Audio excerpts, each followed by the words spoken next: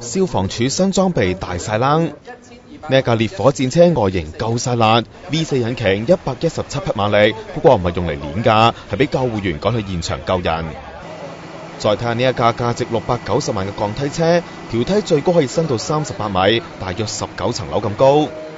拯救籠上面配備電控水炮，唔使拉喉上去咁麻煩，救人救火話咁易。交通意外有車翻側唔使驚，有咗呢一個流動工作平台，消防員可以更方便拯救車廂入面嘅人，就算要打爆玻璃，都唔怕整傷裏面嘅人。打爆玻璃咧就打爛咗啦，大家見到咧，雖然有少量嘅玻璃碎喺地面度，咁但係連救護員都有新衫着，顏色夠晒 sharp， 防風防水又保暖。嫌熱咩？拆咗隻手就啦。有邊度啊？我大潭水塘啊，水塘嗰度，快啲啦！唔止新裝備，新嘅救護車調派分級制，如果獲立法會同意撥款，3年之後就可以實施。